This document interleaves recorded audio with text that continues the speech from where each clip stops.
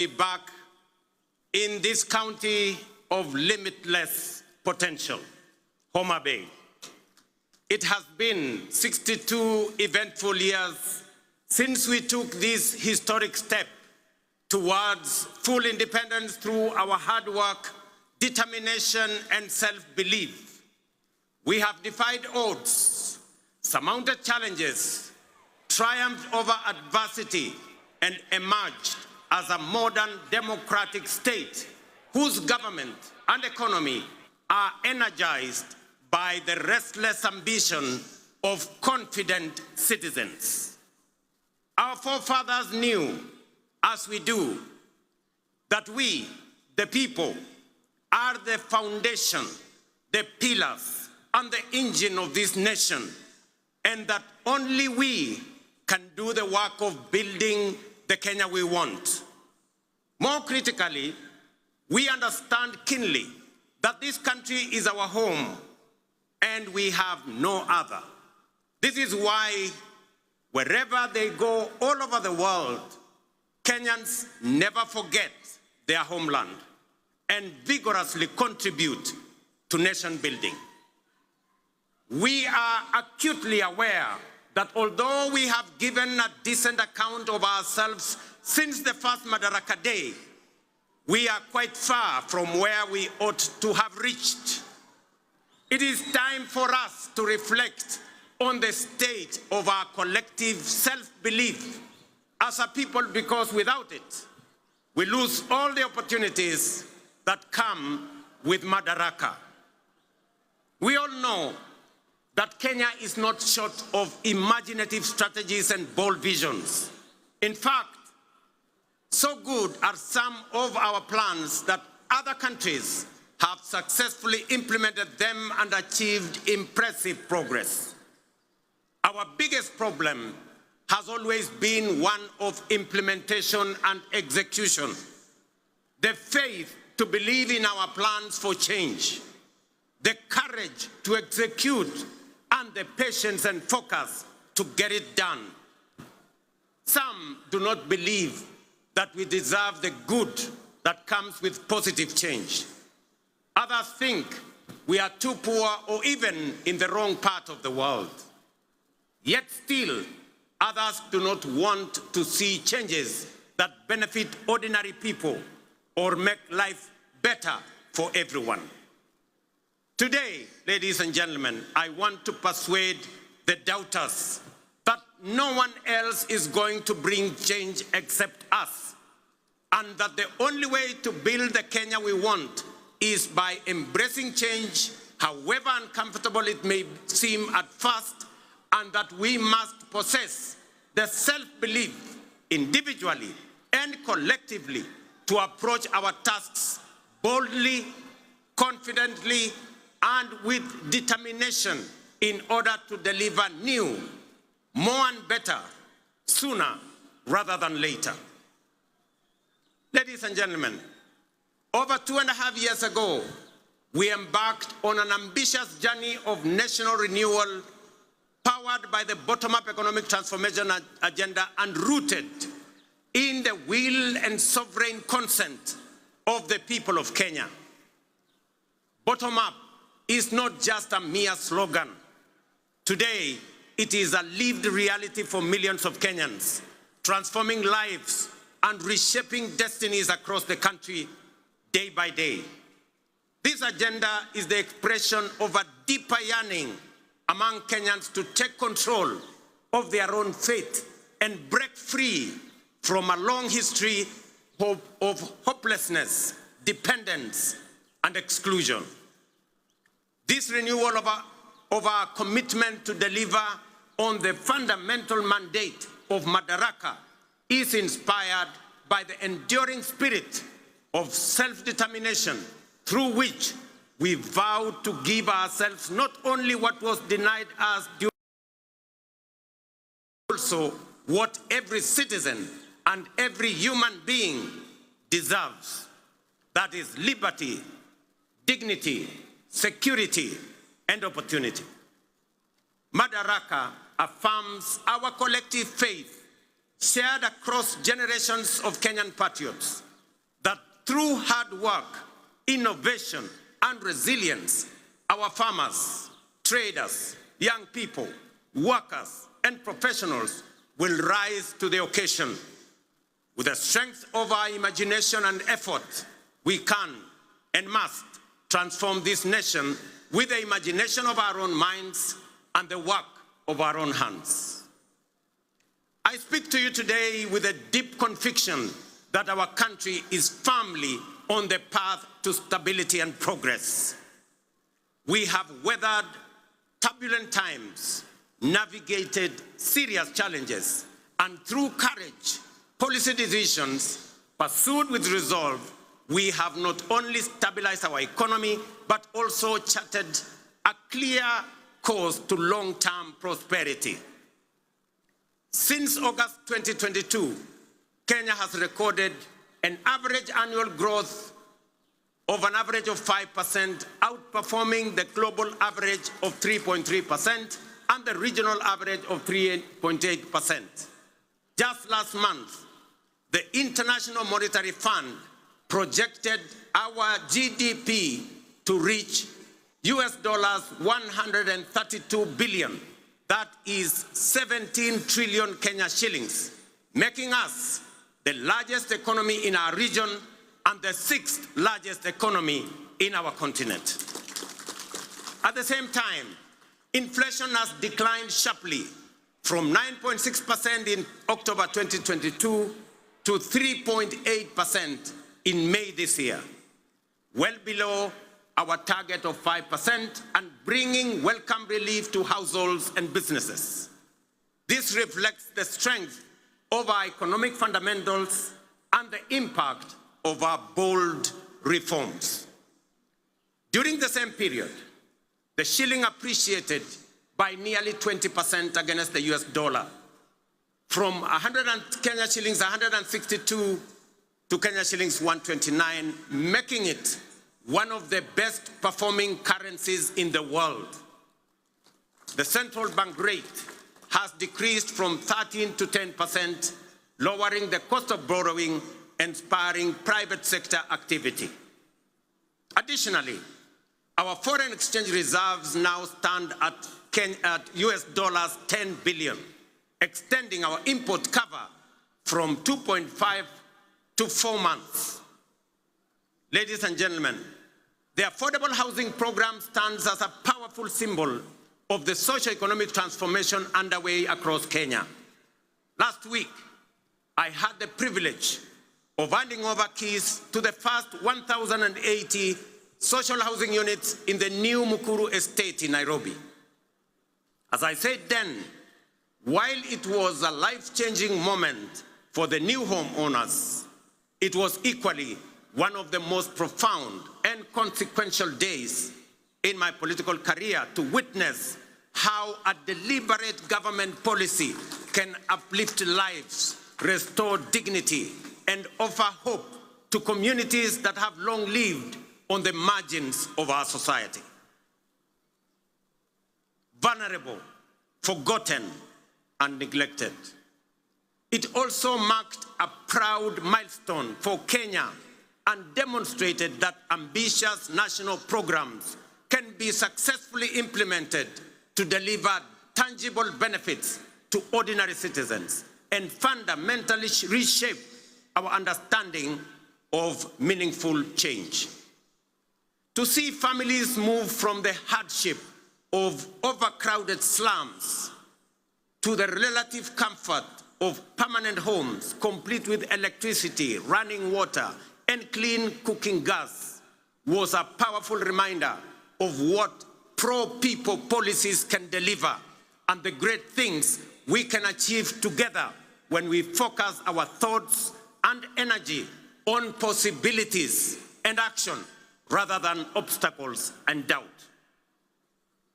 A little over 2 years ago, many were skeptical when we said that ordinary Kenyans can begin owning homes through a rent-to-own model using the same amount they pay in rent. Today, that bold promise is being fulfilled. We saw the joy of Cherusha Mudhoni, a mother of 3, grandmother of 4, and second-hand clothes trader from Mukuru kwa Ruben as she stepped into her new home. Here in Homa Bay County, the county of limitless opportunities, just 2 days ago, I had the pleasure of handing over keys to the first occupants of 110 affordable housing units at Boma Yangu Housing Estate right here in Homa Bay. Among the new proud homeowners, some of whom are with us here today, were Kennedy Otieno Odede, a border writer, Helen Atieno Osala, a mama samaki at the new modern fish market here in Homa Bay, Geoffrey Othiambo Nyasuda, a jua kali fabricator, and Vincent Ocheng Onyango, a security guard. The journeys of new homeowners like Jerusha Modoni in Mukuru, Kennedy Odede here in Homa Bay, and thousands of others across the country, from the dehumanizing squalor of informal settlements to the security and pride of permanent homes, stand as a powerful testament to the transformative promise of bottom-up empowerment. They prove that with vision and resolve, courage and conviction, we can lift even the most forgotten among us into lives of dignity, hope, and limitless possibility. Ladies and gentlemen, if you didn't understand what we meant by bottom up, now you do. If you didn't believe, now you believe.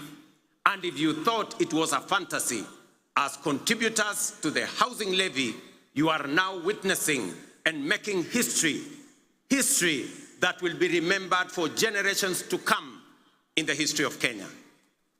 We are firmly on course to delivering 150,000 housing units under the Affordable Housing Program, which have been under construction since September 2022, with 11,000 units already available for occupation.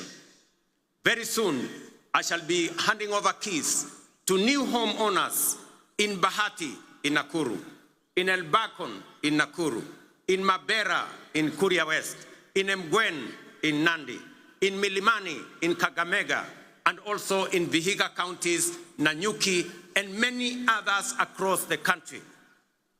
The bottom-up transformation is reaching every corner of Kenya, leaving no one behind. Beyond providing dignified shelter, this transformative program is driving job creation, having already generated over 250,000 jobs. It is nothing short of a nation-building revolution, uplifting lives, growing businesses, and redefining the future of work and urban living in Kenya. Fellow Kenyans, in recognition and appreciation of the sacrifice made by patriotic Kenyans through their contributions to the housing levy, I am pleased to announce today that we shall be proposing to Parliament a reform to the law that will allow any contributor to access an affordable home loan of up to 5 million shillings at a single-digit interest rate, applicable towards any housing unit in the market. This facility will also enable contributors to offset existing mortgages, offering greater flexibility in their housing journey and allowing many to significantly ease their home financing costs. These reforms will ensure that every shilling contributed to the housing levy works for the contributor, whether through access to affordable housing, home loans, or mortgage relief.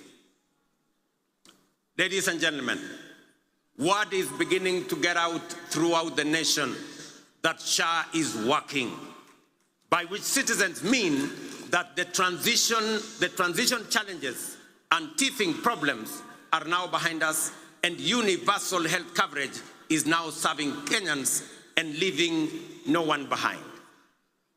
Since the rollout of Taifa Care in October 2024, 23 million Kenyans have so far registered with the Social Health Authority. a resounding vote of confidence in our reformed healthcare model. We are now recording an average of 50,000 new registrations every day, a clear testament to the fact that Kenyans have embraced a system designed to guarantee access to quality, affordable, and dignified healthcare for all of us.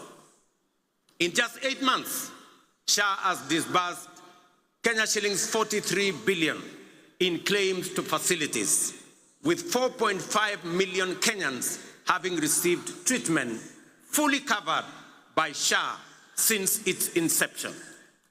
For the first time in Kenya's history, under SHA, citizens can access free emergency services in all facilities funded by the government through the Emergency Critical and Chronic Illness Fund.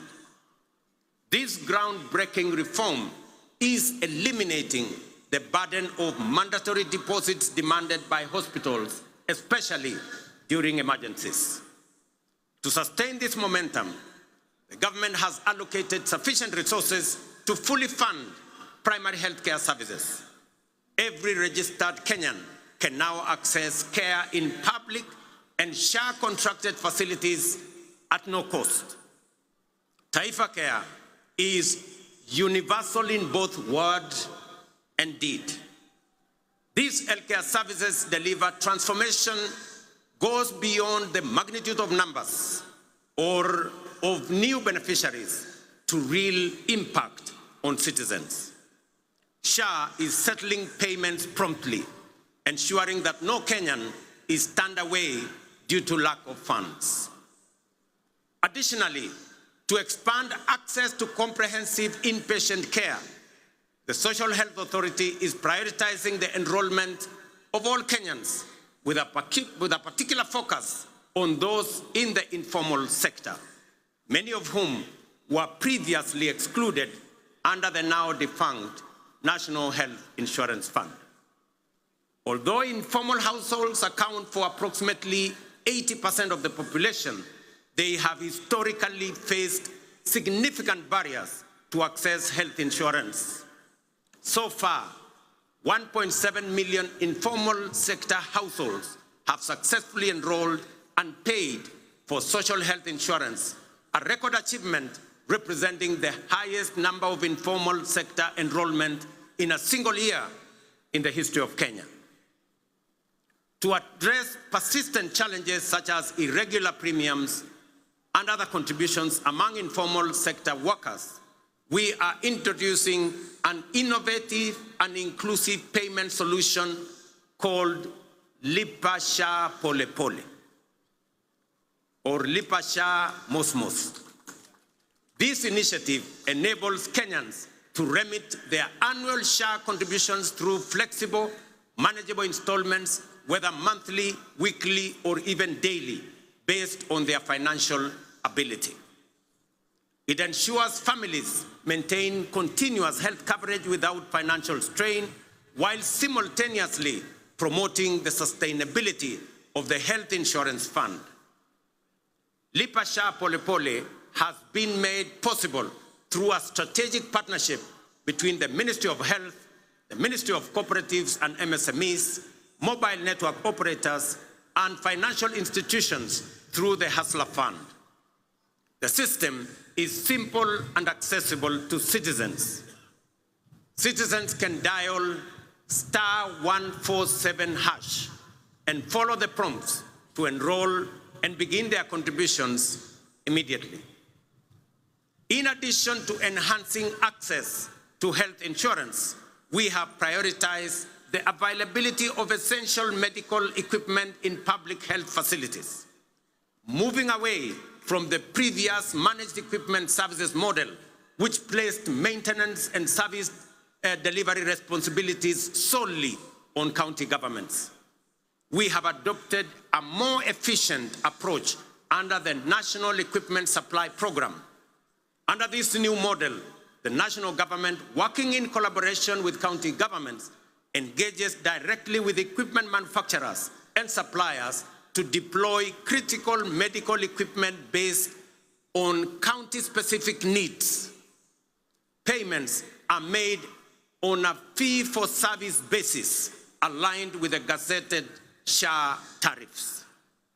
This output-based financing mechanism ensures that facilities are reimbursed only for actual services rendered, thereby enhancing accountability and guaranteeing the availability, functionality, and quality of medical services across public health institutions in our republic. I urge every Kenyan to take charge of their health by enrolling with the Social Health Authority so that together we can end the heartbreaking cycle where families are forced to auction their livestock, sell their land, or part with their life's possessions just to afford medical care. No Kenyan should choose between life-saving treatment and their dignity. Let us unite to build a healthcare system rooted in dignity, equality, and compassion, a system where access to care is a right, not a privilege for a few. Ladies and gentlemen, you will agree with me, fellow Kenyans, that the remarkable progress we are making in both affordable housing and Taifa Care has been made possible by the solidarity, trust, and commitment with which Kenyans have participated in and contributed to the realization of radical positive change on an unprecedented scale. The evidence before us of real progress with real impact on people's lives should encourage and inspire us to do even more together with greater confidence and to turn Kenya into the country we all aspire to belong. I extend my deepest gratitude to millions whose housing levy contributions are restoring dignity to fellow citizens who may never have had a dream of owning a decent home. I also thank all who support SHA and are helping us turn our vision of universal health coverage into a lived reality for millions across our country. Ladies and gentlemen, through strategic investments in agriculture, we are accelerating both growth and resilience in the sector. Fertilizer subsidies have boosted food production by 50%, while reforms in the coffee and sugar sectors have revived local industries, enhanced farmers' incomes, created jobs, and reinvigorated rural economies. Today, milk farmers are earning an average of 50 shillings per litre, up from 35 shillings 2 years ago. Coffee farmers are now earning up to 150 shillings per kilo, a remarkable increase from an average of 65 2 years ago. Tea earnings rose from Kenya shillings 138 billion in 2022 to 215 billion in 2024. Sugar production surged from 490,000 metric tons in 2023 to 815,000 metric tons in 2024, enabling us to reduce sugar imports by 70%, while increasing farmers' earnings from 50 billion to 90 billion. We have intervened with consistency and focus to ensure sugarcane growers receive fair returns for their deliveries and that they get paid in full and on time. To anchor these gains sustainably, we must recognize that increasing the efficiency of milling plants is central to farmers' interest. Efficient mills are more profitable and offer farmers optimal returns. Conversely, outdated mills, some of which run on plants that are over 50 years old, recover only 1 ton of sugar from nearly 20 tons of cane, shortchanging our growers and robbing them of their sweat. In this connection, the recent competitive leasing of 4 state-owned factories, Nzoia, Chemelil, Sony, and Moroni, is another strategic step to inject efficiency, restore profitability, and safeguard farmers' livelihoods. Our goal is to modernize the mills, ensure prompt payment to farmers, workers' salaries and wages, and transform these once struggling factories into productive and sustainable enterprises. For years, these factories were a financial burden on the exchequer, surviving only on repeated taxpayer-funded bailouts while failing to pay farmers and workers. The government of Kenya has acknowledged its limitation in managing these mills. Let it be clearly understood that neither the factories nor their assets, including land, have been sold. They remain public property, leased under strict terms to private sector players to deliver shared value and revive the industry for the benefit of farmers, workers, communities, the sector, and the nation. As we dedicate our efforts to nation building, we are also preparing Kenya to thrive in an increasingly competitive, complex future. This requires equipping our learners with the knowledge, skills, and mindset necessary to seize opportunities and contribute meaningfully to national development. Guided by bold recommendations from the Presidential Working Party on Education Reform, we are undertaking the most transformational shift of our education system in over 6 decades. We have successfully transitioned to a competence-based education system, moving away from rote learning towards a dynamic, skills-based approach aligned with the 21st century needs and our socio-economic goals. Our next priority is to ensure every school has infrastructure and equipment needed to support both learners and teachers. To support this transition, and respond to the needs of our growing population, we have undertaken the largest teacher recruitment drive since independence, employing 76,000 new teachers over a period of 2 years, and are on course on additional 24,000 teachers by January next year. We also have built more than 23,000 additional classrooms, easing pressure on existing infrastructure and shielding teachers and learners from the burden of overcrowded classrooms. At the tertiary level, we have revolutionized education financing through a new student-centered funding model that ensures the sustainability of our TVETs and universities while expanding access for learners. Today, students from poor families get up to 90% of government scholarships, with parents paying only a nominal fee. In recognition of the transformative power of technical and vocational education and training, in tackling pressing socioeconomic challenges such as youth unemployment, skills gaps, and poverty, the government is aggressively scaling up investment in technical training.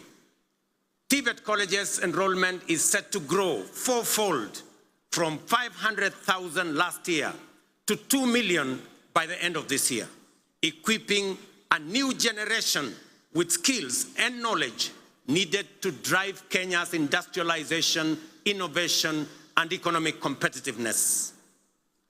Ladies and gentlemen, to further empower ordinary Kenyans and small businesses with affordable credit, the Hustler Fund has supported over 25 million borrowers, disbursed 70 billion, and mobilized 4.5 billion in savings. It has also introduced a revolutionary credit rating system that is transforming access to finance for millions who were previously excluded from the formal financial system. The Hustler Fund credit rating system is designed to offer fair and transparent assessment of creditworthiness. It serves as an alternative form of soft collateral for individuals at the base of our economy, the historically excluded majority who lack access to formal financing guarantees such as payslips, title deeds, or other traditional forms of collateral. To date, over 4.5 million beneficiaries with strong credit scores have been qualified for increased loan limits. Notably, 400,000 of them are now eligible for loans of up to 150,000 without any other collateral except their credit score, bringing them into direct engagement with commercial banks. This effectively integrates them into the mainstream financial system, unlocking greater economic opportunities for them. As part of this financial empowerment program for those at the base of our economy, I am pleased to announce that in recognition of the immense potential of our young people, their critical role in the economy, and their capacity for creativity and innovation, the government of Kenya has partnered with the World Bank to roll out the 20 billion National Youth Opportunity Towards Advancement Project, commonly known as NYOTA. This initiative aims to empower over 800,000 young people aged between the ages of 18 and 29 years, and up to 35 years for those with disabilities, by enhancing their employability through skills, training, on-the-job experience, recognition of prior learning, and entrepreneurial development, and the promotion of a savings culture. The NYOTA project leverages the Hustler Fund platform and has already attracted over 1 million applicants for its business support component. This initiative targets at least 70 young people in every ward across Kenya, offering grant funding, business training, and market linkages. We have committed 5 billion Kenya shillings in grants to support 100,000 young people. Each will receive Kenya 50 shillings grant in seed capital to start their entrepreneurial journey by August this year. I am equally pleased to report to the nation that effective this week, we will commence the nationwide rollout of Climate Works, a bold and ambitious initiative aimed at engaging over 110,000 young people across the 47 counties in meaningful work that strengthens their nation's resilience, beginning with informal settlements. Launched last year in Nairobi, the program has recorded significant success and is now being expanded to the remaining 46 counties.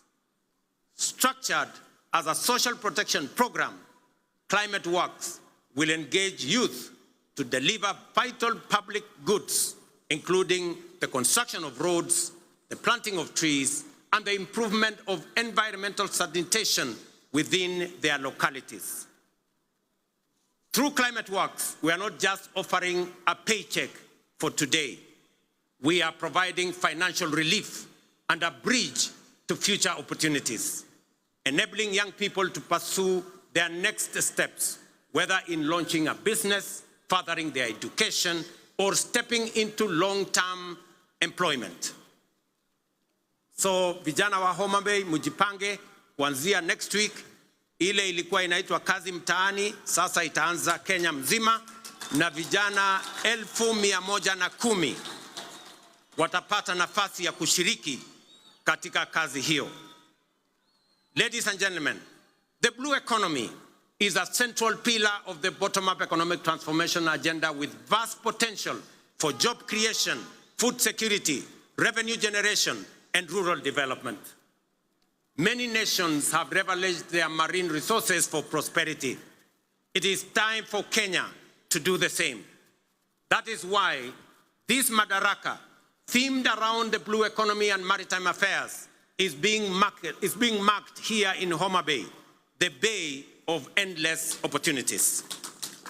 When we speak of unutilized opportunities and untapped potential in the blue economy, Homa Bay in many ways mirrors the promise of Kenya itself. Kenya has the capacity to become a maritime powerhouse. It is time to act, time to do something bold, ambitious, and transformative with this opportunity. Recognizing this opportunity, the government of Kenya is prioritizing the blue economy as a key frontier for national socio-economic transformation. We are making deliberate and strategic investments in sustainable fisheries across lakes, dams, and oceans. A flagship initiative is the Kabonyo Fisheries and Aquaculture Services and Training Center of Excellence in Nyando. Once operational, it will produce 7 million fingerlings quarterly to restock Lake Victoria and drive research, training, and innovation. The facility will house a Nile Perch Innovation Center, an Aquaculture Resource Center, and the Kenya Fishing School, positioning Kenya as a regional aquaculture leader. Similarly, the Sagana Aquaculture Center is being modernized to serve as a national breeding hub to warm water species like Nile tilapia and African catfish. These initiatives will boost aquaculture productivity, improve nutrition, and expand livelihoods aligning with Kenya's Vision 2030 and the bottom-up economic transformation agenda to expand fish farming into arid and semi-arid regions. In Mount Kenya's highlands, the Kikanjo drought hatchery is being upgraded to resolve issues like fingerling shortages and high costs, ensuring trout farming remains viable in cooler regions. At the coast, the National Mariculture Research and Training Center in Shimoni, under the Kenya Marine and Fisheries Research Institute, is cultivating maritime species like milkfish, mud crabs, seaweed, oysters, and prawns. This initiative aims to create jobs and improve livelihoods for about 200,000 people across 5 coastal counties. The development of Liwatoni and Shimoni fishing ports will further expand deep-sea fishing capacity to 24 vessels, fully unlocking our maritime potential.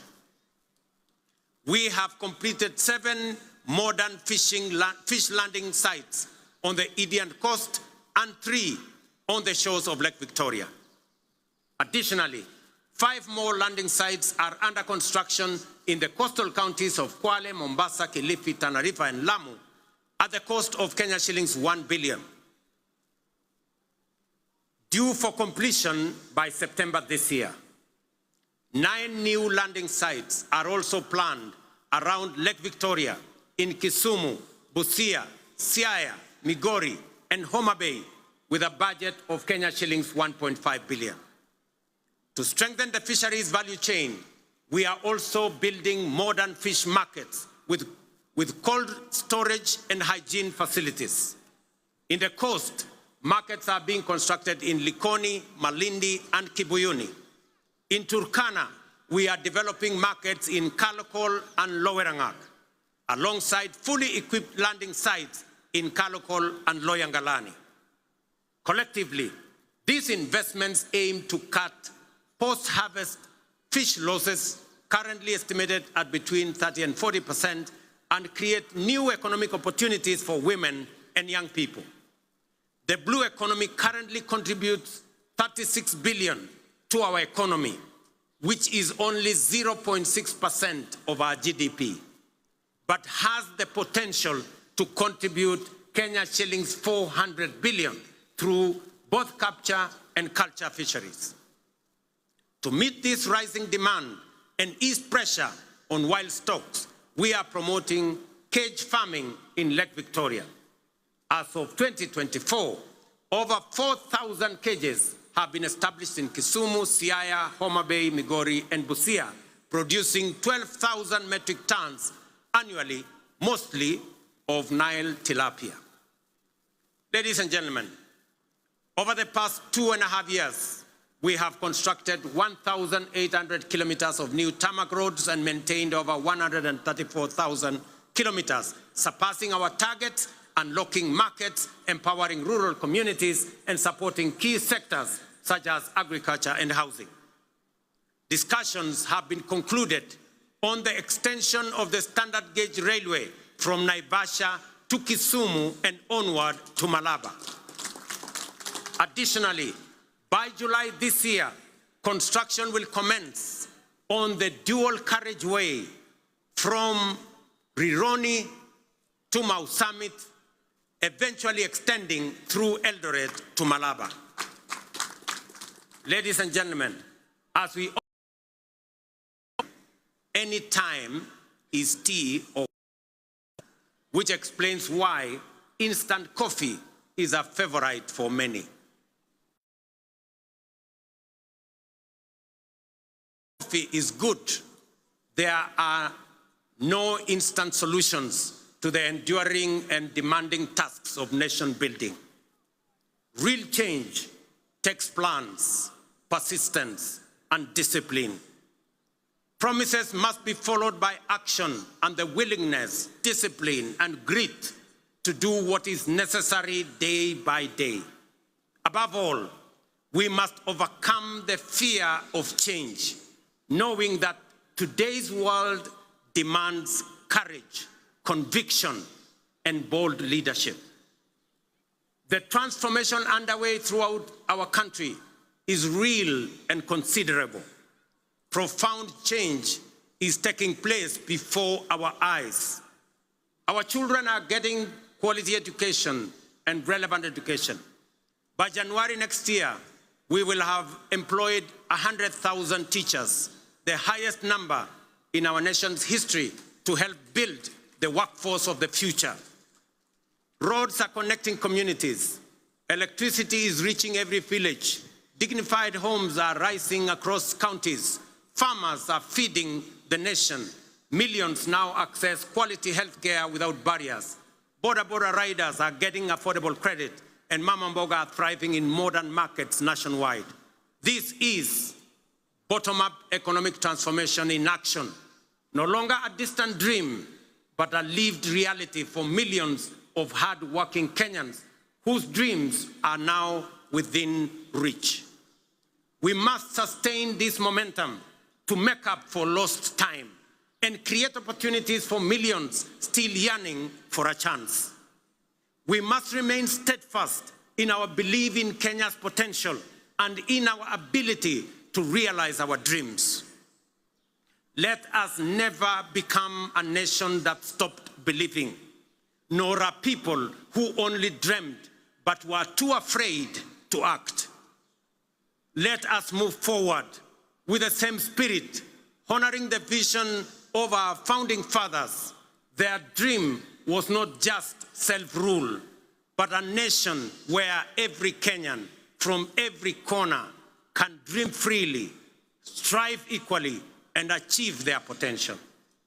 Today, we renew that promise to leave no one behind and build a Kenya where hope and opportunity are a right for all.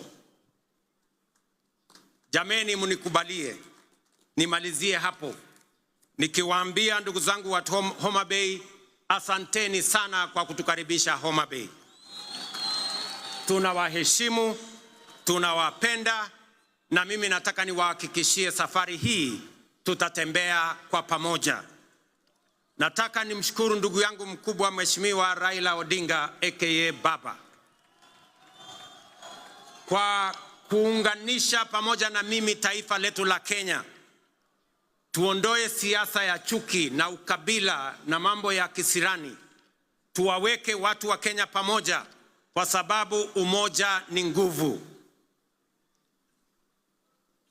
Ndio muimbaji mmoja hapa akatuambia, one waonge wasiwasi, one waonge watch, one wachodho mana teach.